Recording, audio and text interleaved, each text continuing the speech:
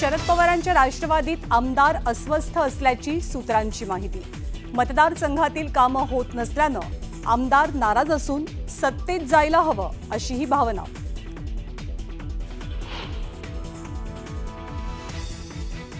शरद पवार आणि उद्धव ठाकरेंच्या पक्षातले अनेक जण भाजपमध्ये येण्यासाठी उत्सुक। गिरीश महाजनांचा दावा। तर शरद पवारांना आम्ही युतीसाठी कुठे आमंत्रण दिलंय, जिथे आहेत तिथेच राहून लढावं, गिरीश महाजनांचा टोला।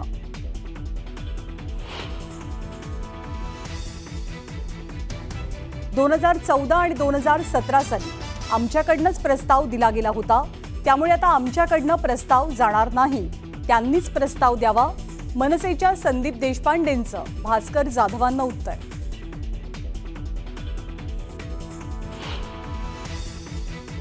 2 ऑक्टोबर पर्यंत सरकारनं तारीख सांगा, नाहीतर 2 ऑक्टोबर मध्ये आम्ही मंत्रालयात घुसून बच्ची कडू आता जेवण खाऊन तयार झाला का मंत्रालयात घुसल्याशिवाय राहणार नाही।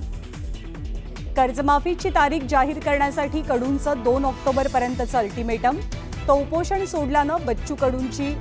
सोडल्यानंतर बच्चू कडूंची प्रकृती बिघडली।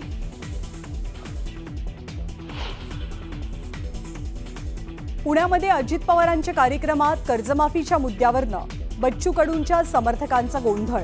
बच्चू कडू यांच्या समर्थकांकडनं कार्यक्रमस्थळाबाहेरही जोरदार घोषणाबाजी। कर्जमाफीचं आश्वासन आमच्या जाहीरनाम्यात नव्हतंच, मंत्री अतुल सावेंचं मोठं विधान।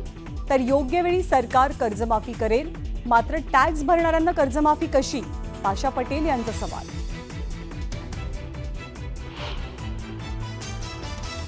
विक्रोळीतल्या पुलाच्या उद्घाटनावरनं भाजप आणि शिवसेनेत श्रेयवादाची लढाई। वेळेआधी शिवसेनेकडनं पूल वाहतुकीसाठी खुला। गोवंडीच्या शिवाजीनगरमध्ये डंपरनं चौघांना चिरडलं, तिघांचा जागीच मृत्यू, एक जण गंभीर। संतप्त जमावाकडनं रास्ता रोको, तर पोलिसांकडून लाठीचार्ज। मध्य प्रदेशातील बालाघाट जिल्ह्यात मोठी चकमकीमध्ये सुरक्षा दलाकडनं 4 माओवाद्यांचा खात्मा, सर्च ऑपरेशन सुरू।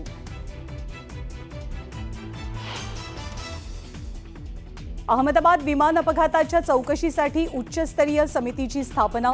केंद्रीय नागरी उड्डाण मंत्री राममोहन नायडू यांची माहिती।